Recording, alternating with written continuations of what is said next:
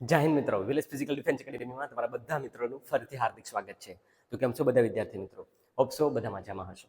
મિત્રો, આજે આપણે વાત કરવાના છે અગ્નિવીર 2025ની ભરતી આવી રહી છે. યસ, ટૂંક જ સમયની અંદર આવી રહી છે મિત્રો. શું તમે તૈયાર છો?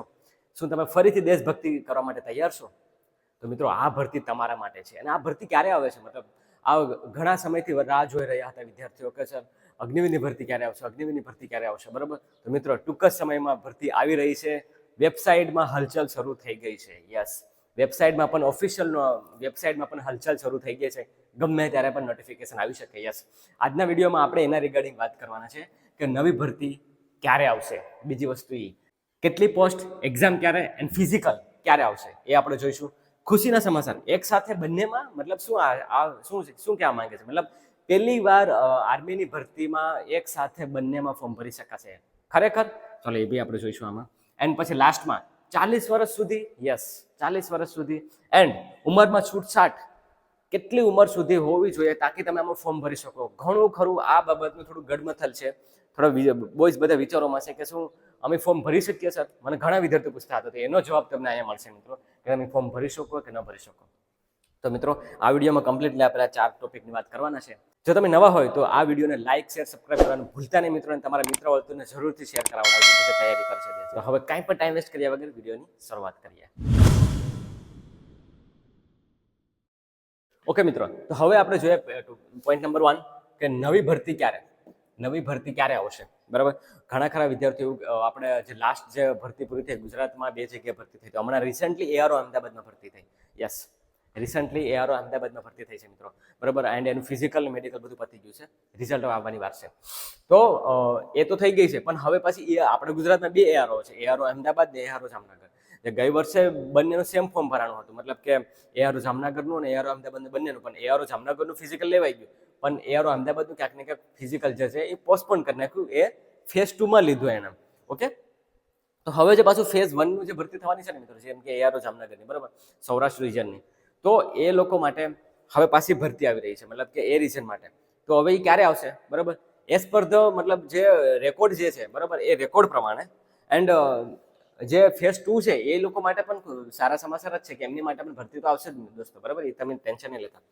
જે લાસ્ટ ભરતી પ્રમાણે જે વાત કરીએ, બરાબર, તો અપ્રોક્સિમેટલી 2023 અને 2024નું જે નોટિફિકેશન હતું ને મિત્રો, બરાબર, એ 16 ફેબ્રુઆરીની આજુબાજુ ફોર્મ, મતલબ 16 ને 15 ફેબ્રુઆરી, બરાબર, 16 ને 15 ફેબ્રુઆરીની આજુબાજુ એ લોકોએ નોટિફિકેશન બહાર પાડી દીધું હતું, ફોર્મ ભરવાનું શરૂ કરી દીધું હતું.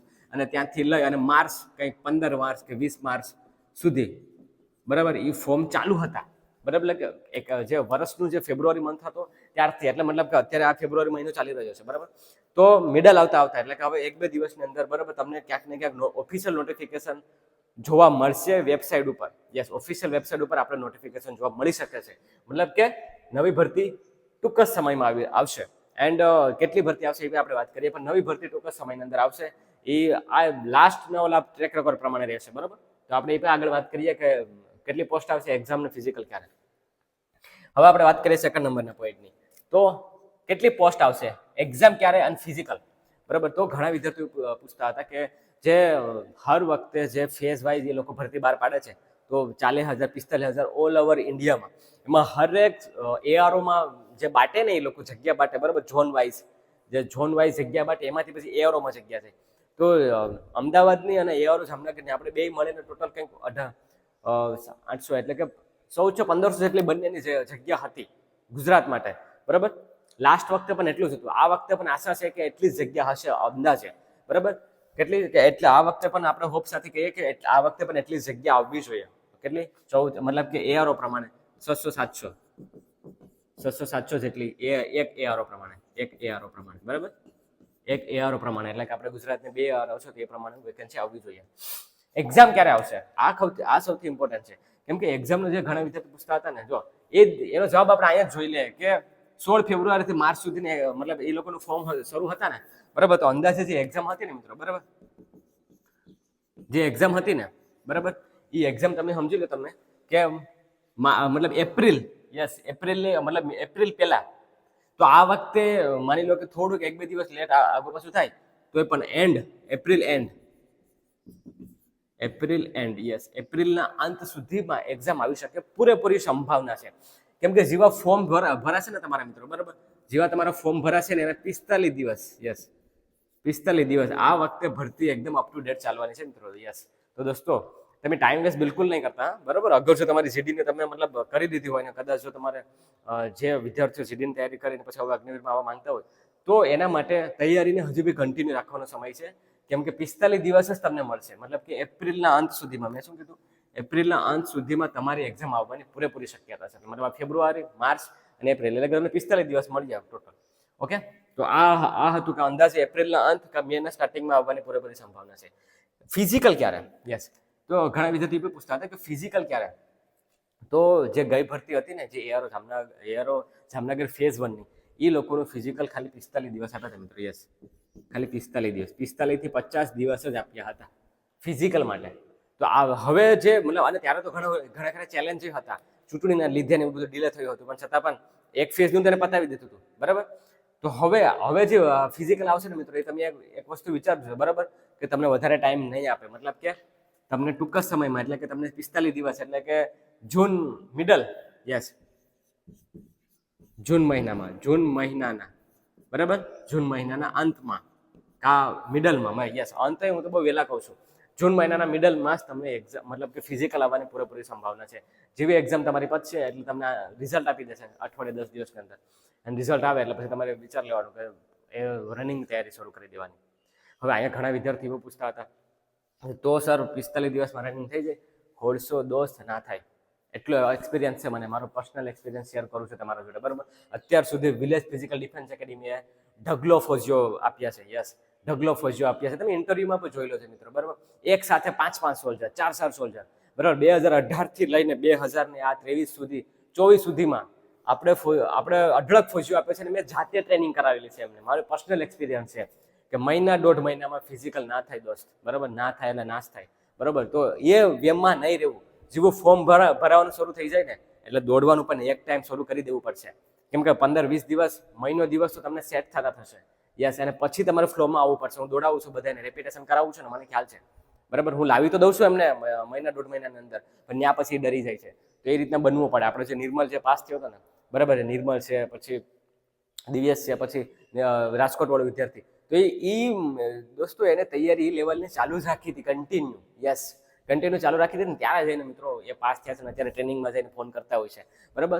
તો તમારે પણ અગર જો તમે આનો ટાર્ગેટ કરતા હોય તો એવું વિચારતા નહીં કે એક્ઝામ આપણે વાંચી લઈએ, એક્ઝામમાં વાંચી લેજો પૂરેપૂરું, પણ કહેવાનો મતલબ એમ છે કે દોડની પણ એક ટાઈમ તો તૈયારી શરૂ કરી દેજો. અને કાંઈ પણ તકલીફ પડતી હોય તો બરાબર, તો તમે વિલેજ ફિઝિકલ ડિફેન્સ એકેડમી મિત્રો આવી શકો. અહીંયા નંબર આપી દેશે, એમાં સંપર્ક કરી લેજો, બરાબર. તો તમે ત્યાં આવી શકો મિત્રો. યસ, બાકી તૈયારી તમે જ્યાં બી છો ત્યાંથી પણ તમે કરી શકો. ઓકે, તો આ તો વાત થઈ હતી કે ફિઝિકલ ક્યારે આવી શકે. ફિઝિકલ અંદાજે જૂનના મિડલમાં આવી શકે. યસ, કેમ કે ચોમાસા પહેલા પતાવવું પડે.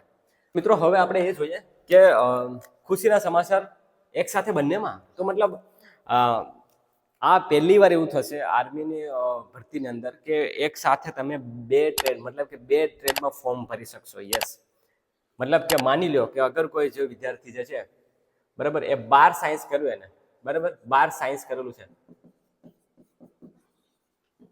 બરાબર, 12 સાયન્સ કરેલું છે એને, બરાબર. તો એ છે ને મિત્રો એ જીડીમાં તો ભરશે જ, સમજો.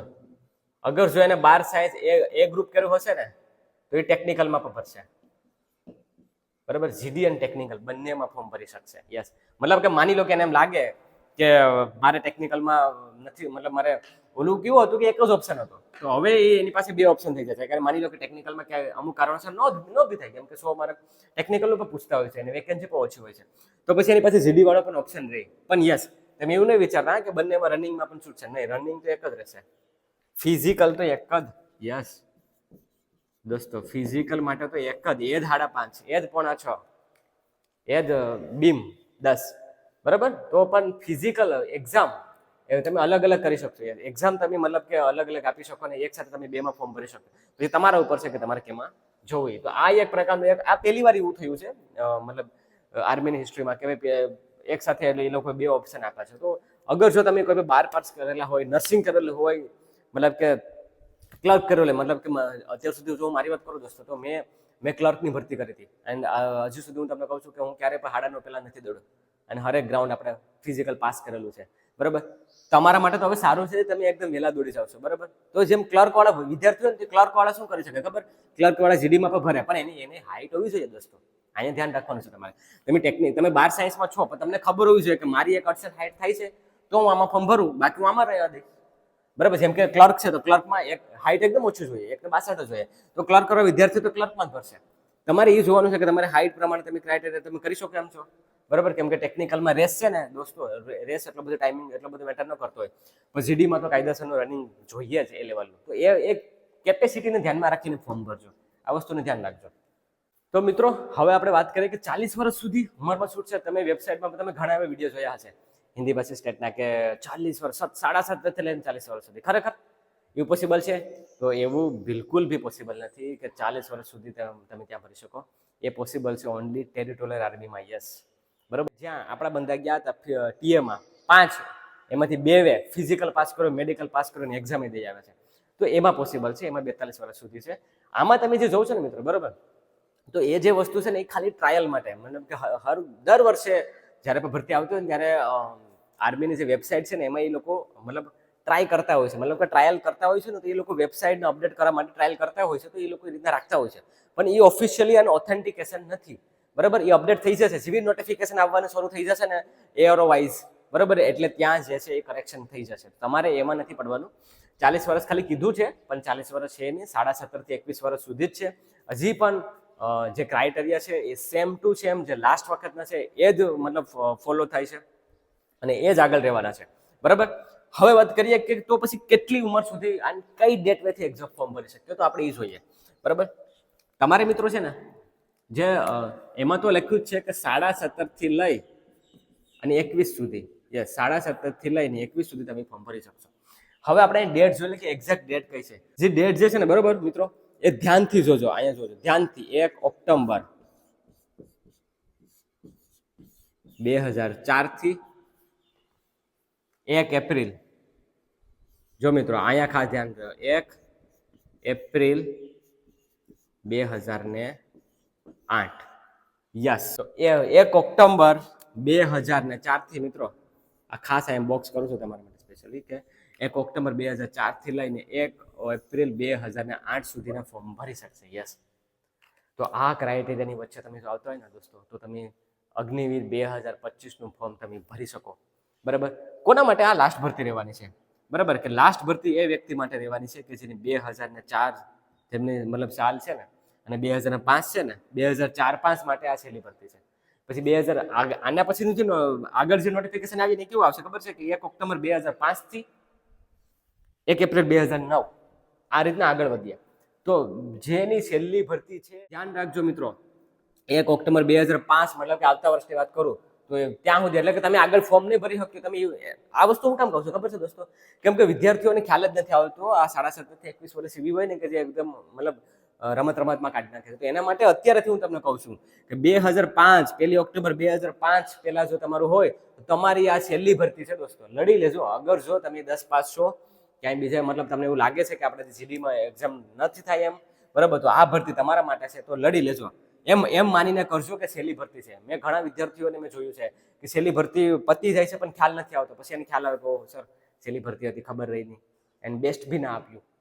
તો એટલા માટે તાકે તમે બેસ્ટ આપી શકો, એટલા માટે અહીંયા સમજાવું છું. અહીંયા આપણે જે છે ને 1 ઓક્ટોબર 2004 થી લઈ અને 1 એપ્રિલ 2008 સુધી તમે ફોર્મ ભરી શકશો. મતલબ કે અહીંથી શરૂઆત થશે 1 ઓક્ટોબર 2004 થી લઈ અને પછી 2005 આવી જશે, 2006 આવશે, 2007 આવશે અને 2008 આવશે. એ લો કે તમારે અહીંયા એક દિવસે મતલબ મિત્રો અહીંયા 2 તારીખે થઈ ગયું ને તો બી તમે ફોર્મ નથી ભરી શકવાના. અને જો તમે મતલબ અહીંયા તમે એક દિવસ એમ કહો ને તમે કે મારે ઓક્ટોબર છે, મારે અહીંયા તમે એમ કહો ને મિત્રો, બરાબર, સપ્ટેમ્બર મહિનાની છેલ્લી તારીખ છે અને 2004 છે, તોય પણ તમે ફોર્મ નહીં ભરી શકશો. આઈ એમ સોરી, કેમ કે તમે એક દિવસ લેટ થઈ ગયા છે ને અહીંયા તમે એક દિવસ તમે વહેલા થઈ ગયા છો, એ રીતના કહી શકાય. ઓકે મિત્રો, તો હોપ છે તમને આમાં સમજણો છે. આ ક્રાઇટેરિયાની વચ્ચે તમે છો તો તમે ફોર્મ ભરી દેજો. હવે હું તમને કહું છું કે આ ક્રાઇટેરિયામાં તમે નથી આવતા, તમારી ઉંમર પૂરી થઈ ગઈ છે, તો હવે તમારે શું કરવાનું છે દોસ્તો?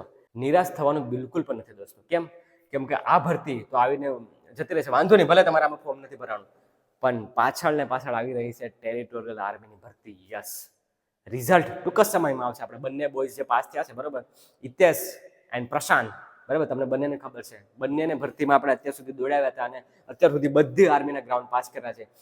એ બે બોયઝ મતલબ એ બંનેની ઓવર એજ થઈ ગયા છે, છતાં પણ હિંમત નથી હારી અને મતલબ હિતેશથી તમને વાત કરું ને, બરાબર, તો જ્યારે ટાઈમિંગ આપ્યો હતો ને, વિડીયો તમે જોઈ લો છો, એ ગીવ અપ કરી દીધો હતો કે નહીં, મને કલ્પેશભાઈ એટલામાં નહીં આવે ટાઈમિંગ. આપણી પાસે હજી 10 દિવસ છે, 9 થી 10 દિવસ બાકી હતા. મેં 9 થી 10 દિવસ બરોબર રેપ્યુટેશન મારા, અને ત્યાં એને મતલબ એ ટોપ 5માં પહોંચ્યો હતો, મતલબ 5માં પહોંચી ગયો હતો ત્યાં. યસ, પ્રશાંતની વાત કરું તેને રનિંગ બંધ જ ન કર્યું, ફિટનેસ ઉપર એને કામ શરૂ જ રાખ્યું, અને જે બરોબર હતો તો ત્યાં બી આપણા રેપ્યુટેશન એને મારીને પણ એને પાસ કરેલું છે. મતલબ કે જે વ્યક્તિ એક મારા જોડે સંકળાયેલો હતો એને મેં કરાવ્યું હતું, એક વ્યક્તિ ડિસિપ્લિનથી પણ બરોબર રહીને પણ, કેમ કે એનું ઓવરએજ થઈ ગઈ હતી, એની બી ટેન્શન હતું કે હવે શું કરવું, બરાબર, જવાબદારી લીધે એ ત્યાં બરોબર હતો, ત્યાં જોબમાં જ હતો, એ જોબમાં જઈને પણ એને પાસ કરેલું છે દોસ્તો, બરાબર. તમે વિડીયો જોઈ લો છો, બંનેની સ્ટોરી મેં મૂકી છે આપણા, જોઈ લો છો. તમારે નિરાશ થવાનું નથી, એવું નથી વિચારવાનું કે હવે તો અગ્નિવીરમાં ફોર્મ નહીં ભર્યા, હવે તો આપણે એવું શું કામ વિચારો છો, બરાબર. અગર જો તમારામાં દમ છે અને ખરેખર એવું કરવું છે તો મિત્રો ટેરિટોરિયલ આર્મી 2025ની ભરતી આવી રહી છે, આના પછી જ આવશે, બરાબર. તો એનામાં લાગી જતો, એના માટે પહેલા તૈયારી કરો, ફિઝિકલની તનતોડ તૈયારી કરો, 5-10 સુધીનો ટાઈમિંગ આવે ને એવી તૈયારી કરો, બસ. પછી જો તમે, બરાબર. એન્ડ જો કદાચ જો એ તમારી ભરતી કરવી છે ને તમને એમાં નથી સમજાતું, તો હું અહીંયા છું મિત્રો, તમે મારો સંપર્ક કરી શકો. યસ, બરાબર, હું તમને અહીંથી બી હેલ્પ કરી શકું, એવું નથી, જરૂરી નથી કે તમારે અહીંયા જવું, બરાબર. હું તમને અહીંથી પણ હેલ્પ કરી શકું, પણ તમારે ડેડિકેશન ડિસિપ્લિન રહેવું પડશે, જેમ પ્રશાંત હતો એમ, બરાબર. અને જો ન સમજાતું હોય અને જો રૂબરૂ આવો તો એ વેલકમ. તો મિત્રો આટલું હતું, નિરાશ નહીં થતા, બરાબર. મહેનતને ચાલુ રાખજો દોસ્તો, આપણા નસીબનું પાનું જ્યારે પણ ખોલવાનું હશે ને ત્યારે ખોલી જશે. આપણું કામ છે એને સતત ને સતત પ્રયાસો કરતા રહેવા, બસ એટલું જ કહું છું મિત્રો. બાકી ટેન્શન કોઈ પણ પ્રકારનું લેતા નહીં. જેને ફોર્મ ભરાય છે એ મોકો જવા નહીં દેતા, અને જેને નથી ભરાતું એ નિરાશ નહીં થતા. ઓકે, મળીએ પાછા નેક્સ્ટ વિડીયોમાં. ઓફિશિયલ નોટિફિકેશન આવશે એટલે હું તમને સમજાવીશ ક્યાંથી વાંચવાનું છે, કઈ રીતે વાંચવાનું છે, કઈ બુક વાંચવી જોઈએ તમારે કે જેનાથી ફાયદો થાય તમને, બરાબર. કેટલા ટાઈમમાં કે શું સ્ટ્રેટેજી રાખવી છે, એ નોટિફિકેશન આવશે પછી આપણે વાત કરશું મિત્રો, બરાબર. અને 2 દિવસ કે 3 દિવસ તમને નોટિફિકેશન આવવાની શક્યતા છે. ઓકે, તો બન્યા રહેજો, રનિંગ કરતા રહેજો એન્ડ દોડતા રહેજો મિત્રો, દોડવાનું મૂકતા નહીં. ઓકે, મળીએ પાછા નેક્સ્ટ વિડીયોમાં. થોડું કંઈ સારું લાગ્યું હોય ને તો તમારા મિત્ર હોય તો જરૂરથી શેર કરાવડાવજો, એન્ડ લાઇક શેર સબસ્ક્રાઈબ જરૂરથી કરજો. તો ચાલો હવે મળીએ નેક્સ્ટ વિડીયોમાં, ત્યાં સુધી રજા લઉં છું. જય હિન્દ.